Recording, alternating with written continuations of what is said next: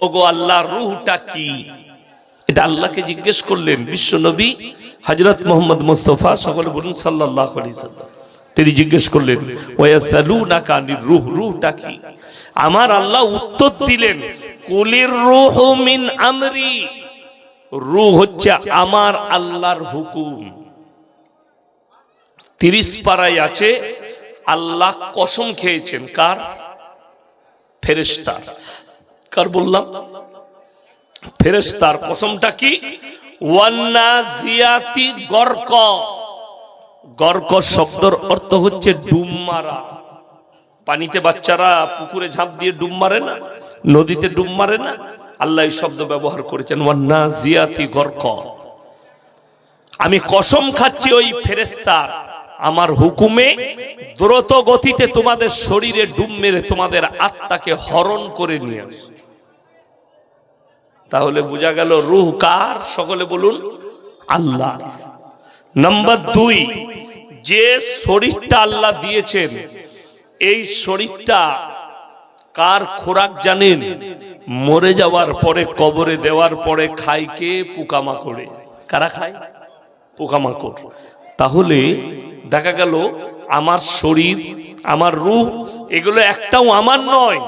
তাহলে আমার জীবনে আমার কি? আল্লাহর কসম আমার জিন্দেগিতে আমার আমলটাই হচ্ছে আসল। কোনটা বললাম বাবা? আমল। সেটা হচ্ছে সৎ কর্মটাই আল্লাহর কাছে কার্যকারী। আপনি চলে যাবেন আপনার কর্মটা। আচ্ছা বলুন তো, আমাদের দেশে অনেক লোক মারা যায়, ধনী ব্যক্তি, বড় লোক, গরিব, যারা মারা যায় তারা টাকা সোনা সব কবরে নিয়ে যায়? কিচ্ছু না। যেমন মায়ের কোলে ন্যাংটো আসি আমরা, তারপরে কাপড় পরানো হয়। আল্লাহর কসম আপনি মারা যাবেন, আপনাকে ন্যাংটো ব্যক্তিকে খালি কাফন নামক কাপড়টা লেপটিয়ে কবরে দাফন করা হবে। কেন? হাদিসে আছে কিয়ামতের দিনে নারী পুরুষ উভয়ে উলঙ্গ অবস্থায় থাকবে। কি অবস্থায় বললাম? উলঙ্গ অবস্থায়। পোশাক কি পরানো হবে না? হবে।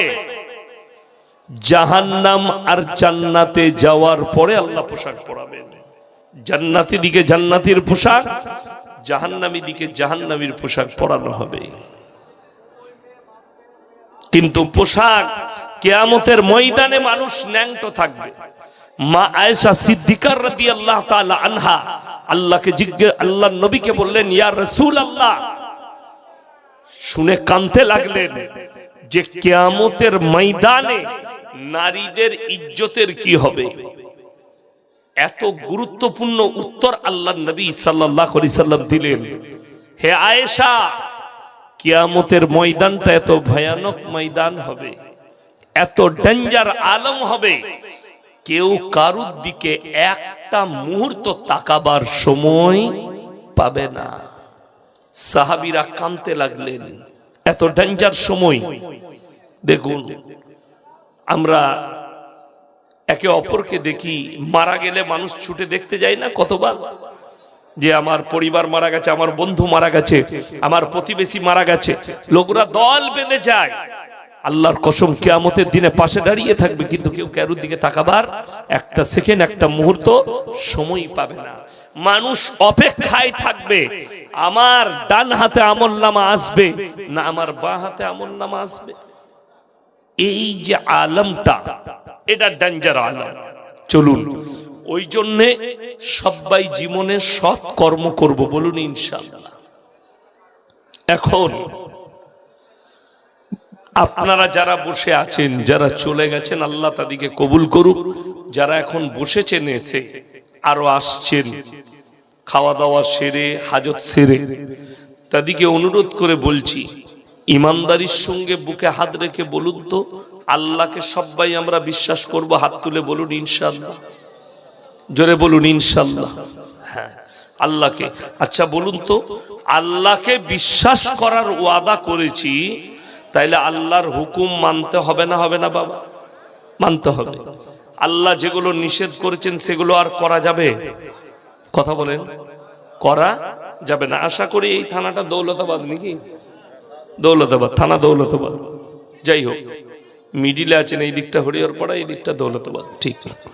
যাই হোক, এই যে দৌলতাবাদ থানা, আপনারা এতগুলো মুসলমান বাস করেন, আশা করি যারা এখানে বসে আছেন তারা সবাই, এমনকি যে মুসলমানটা নামাজ জীবনে পড়ে না, জীবনে নামাজ পড়ে না, সেই মুসলমানটাও জানে যে ইসলামী শরীয়তে, আমি অন্য ধর্মের আলোচনা করতে আসিনি, ইসলামী ধর্মে আমাদের শরীয়তে আমাদের ধর্মে সুদ খাওয়া হারাম না হালাল বাবা? হারাম। তাহলে দৌলতাবাদ থানায় একটাও মুসলমান সুদ খায় না? আছে? খাই তো? খায়। দেখুন, এই যে সুদ হারাম, এটা কি কোনো মৌলবি তৈরি করা ফতোয়া আমাদের? না, আল্লাহ কোরআনে হারাম করেছেন, ওয়াহাল্লাল্লাহুল বাইয়া ওয়া হাররামার রিবা, সুদকে হারাম করেছি, ব্যবসাকে হালাল করেছি। জোরে বলুন সুবহানাল্লাহ। আপনি আলু বেচবেন, শাক বেচবেন, সবজি বেচবেন, হালাল, সুন্নাত, ব্যবসা নবীজির সুন্নাত, কিন্তু ওই জায়গায় সুদকে হারাম করা হয়েছে। কোন ব্যক্তি হারাম জানার পরে যদি সুদ খায়, এই লোক যেন আল্লাহর সঙ্গে যুদ্ধ ঘোষণা করে দেয়।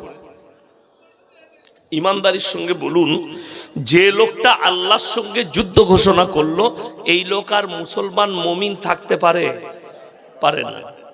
নাম্বার 2, আপনি এটা ভাববেন না যে লোকটা সুদ খাচ্ছে সে একা পাপী, লেনেওয়ালা দেনেওয়ালা তাদের মধ্যেখানে দালালি যে করছে। মানে আমি বললাম, ভাই আমাকে একটু সুদের টাকার ব্যবস্থা করে দে, আপনি বললেন করে দিচ্ছি দাদা, এ ভাই ওকে করে দে, ওকে 10,000 টাকা সুদের উপরে দে, দিয়ে আপনি আমাকে করে দেওয়ার দরুন আপনি বলেন আমাকে 100 টাকা চা খেতে দে, আমি করে দিলাম। এরকম লোক আছে না? নাই, দালাল, দালাল আছে, মধ্যখানে করে দেয়। যে ওই সুদখোর ব্যক্তির ব্যবসার হিসেব বাকি যে করবে, তার লেনদেন যে করবে, যতজন জড়িয়ে থাকবে সবাই সমান পাপী। এর হাদিসে নবীজি সব থেকে নিম্ন স্তরের পাপ, কোন স্তরের বললাম? নিম্ন। নিম্ন মানে সব থেকে নিচু স্তরের পাপ হচ্ছে নিজের জন্মদাতা মায়ের সঙ্গে জিনা করার সমান পাপ হবে। বলুন নাউজুবিল্লাহ।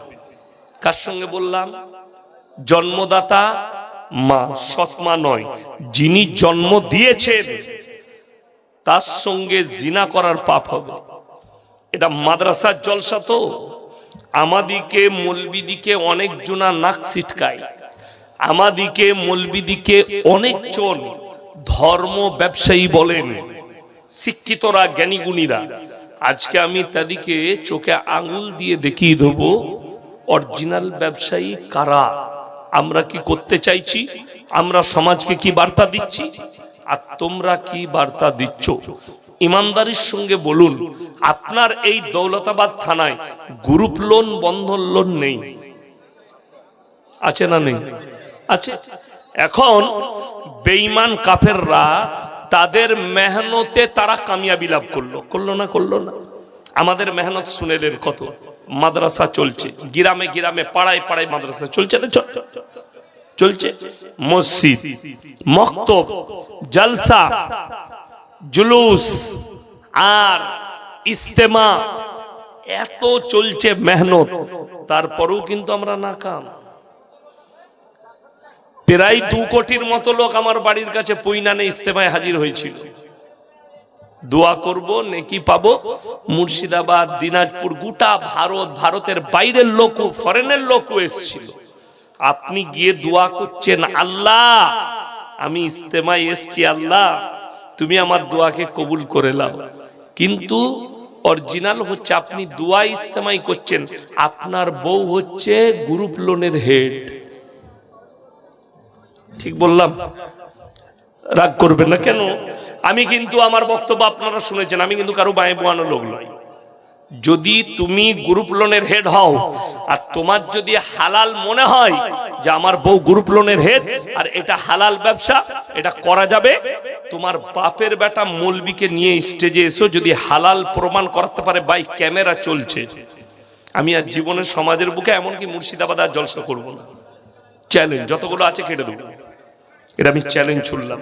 কালুপুরের মাটিতে না, কোন মৌলবি তোমাকে হালাল বলতে পারবে না, যেহেতু ওই কারবারটাই হচ্ছে সুদের কারবার, ওই কারবারটাই হচ্ছে। শুনেলেন, বেঈমান কাফেরদের মেহনত শুধু এই সুদের টাকা ঢুকানো নয়, তাদের মূল অস্ত্র হচ্ছে মুসলমানকে দিন থেকে সরিয়ে দাও, মুসলমানকে ধর্ম থেকে দূরে করে দাও, মুসলমানকে কোরআন থেকে বিচ্ছিন্ন করে দাও, আলেম উলামার কাছ থেকে বিচ্ছিন্ন করে দাও। এখানে কলেজে পড়েন কটা ছেলে? হাত তুলেন তাড়াতাড়ি দেখি। কলেজে পড়াশোনা করছেন এরকম ছেলে কেউ আছে এখানে? বাবুরা আমার, স্কুলে পড়ছো? স্কুলে তাড়াতাড়ি হাত তুলেন, কে কে আছে? আরে ভাই কিছু বলবো না, তুমি কলেজে পড়ো? স্কুলে না কলেজে? স্কুলে। তুমি কি করো? হয়ে গেছে, যাই হোক, শিক্ষিত অনেক ছেলে আছে আমি বুঝতে পারছি। দেখুন, অনেকজন আমাদিকে দায়ী করে। ইসলামের একটা বড় চ্যাপ্টার হচ্ছে পর্দার চ্যাপ্টার। কিসের চ্যাপ্টার বললাম? পর্দা। কোরআনে আছে সূরা নিসা।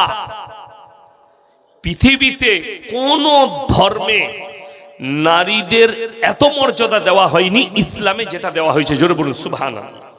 নারীদের বা বোনেদের এত মর্যাদা দেওয়া হয়েছে ইসলামে, অন্য কোন ধর্মে দেওয়া হয়নি। গোটা কোরআনে সূরা ফাতিহা থেকে সূরা নাস পর্যন্ত পুরুষদের নামে একটাও সূরা নেই, কিন্তু আল্লাহ তাআলা নারীদের মর্যাদার উপর একটা সূরা অবতীর্ণ করেছে। সূরাটার নাম হচ্ছে সূরা নিসা। জোরে বলুন সুবহানাল্লাহ। নারীদের মর্যাদার উপর সূরা অবতীর্ণ হয়েছে। নারীর হক, নারীর ইজ্জত, নারীর মর্যাদা। যাদের বাড়িতে বাংলা মানে কোরআন আছে গিয়ে খুলবেন। আল্লাহ নবী সাল্লাল্লাহু আলাইহি সাল্লামের আগের যে যুগটা ছিল সেটার নাম ছিল বর্বরতার যুগ। কিসের যুগ বললাম? বর্বরতার যুগ। কেমন বর্বরতার যুগ? আমরা ইতিহাসের পাতায় পড়েছি, যারা পড়াশোনা করেছেন কলেজে স্কুলে, থ্রির ইতিহাসেও আছে, আরো বিভিন্ন ক্লাসের ইতিহাসে আছে। আদিম যুগের ঘটনা আছে না নেই? মানুষের পৃথিবীতে মানুষ ন্যাংটো থাকতো। কি থাকতো? ন্যাংটো। তাদের প্রথম পোশাক হচ্ছে দুটো। কটা বললাম? দুটো। একটা হচ্ছে পশুর চামড়া, আর একটা হচ্ছে গাছের ছাল এবং গাছের পাতা। ঠিক বলেছি তো বাবু? আমি মূর্খ সূর্খ লোক, তুমি কলেজে পড়া ছেলে, তুমি বুঝতে পারবে, কিন্তু স্কুলে যখন গেছি ইতিহাস জানি, তথ্য একটু রাখি। যাই হোক, এরা ছিল তাদের প্রথম। তারপরে মানুষ সভ্যতা হতে লাগলো, সভ্যতা পাচ্ছে, সভ্যতা পেল, সভ্যতা লাভ করলো। নবীজি সাল্লাল্লাহু আলাইহি সাল্লামের হাদিস শুনবেন, কত মারাত্মক হাদিস বলেছেন। নবীজি সাল্লাল্লাহু আলাইহি সাল্লাম 1400 বছর, 1450 বছর আগে বলে গেলেন, হে আমার সাহাবীরা শোনো, কিয়ামতের পূর্বে একটা যুগ আসবে, যে যুগটার নাম হচ্ছে বর্বরতার যুগ। কি যুগ বললাম? বর্বরতার। কেন? সাহাবীরা বলেন, ইয়া রাসূলুল্লাহ কেন? বলে ওই যুগটা হচ্ছে ওই যুগ যখন বর্বরতার যুগের পাপগুলো, আচরণগুলো মডেলিং হয়ে সমাজের বুকে ফিরে চলে আসবে। কি হয়ে বললাম? মডেলিং হয়ে। কোরআন বলছে ওয়াদরিব খুমুরিহিন্না আলা জুনুবিহিন। যারা মায়েদের মধ্যে বসে আছেন, স্কুল কলেজের মেয়ে, তারা ভালো করে আমার বক্তব্য শোনো। আর যদি বাড়ি চলে গেছেন তাহলে অবশ্যই এই ইউটিউবার গুলোর নাম শুনে নিবে। এরা কালকে হয়তো জলসাটা ছাড়বে, পরশু ছাড়বে, আপনারা দেখে নেবেন আমার মোবাইল। যাই হোক, যারা স্কুল কলেজে আছো তারা শোনো, বেঈমান কাফের। আচ্ছা বলুন, কোন মানুষ যদি কোনো মেয়েকে ভালোবাসে, তাকে ঢাকার কথা বলবে না তাকে ন্যাংটো করার কথা বলবে? কথা বলে না? কোন মানুষ যদি শ্রদ্ধা করে কেউ কি, তাকে ন্যাংটো থাকতে বলবে না ঢেকে নিতে বলবে? ঢাকার কথা বলবে। এটার নাম সভ্যতা। এটার নাম কি বললাম? সভ্যতা। আর কেউ যদি বলে তুমি ন্যাংটো ঘুরো, তোমার ইচ্ছা মতো পোশাক পরো, জানবে ওই পুরুষটা সে হচ্ছে নারী বিলাসিতা, নারী ভোগী, নারী শরীরকে সে পছন্দ করে। আমি আজকে মোবাইলে দেখছিলাম, এর আগেও আমি বক্তব্য দিয়েছি, যে আমাদের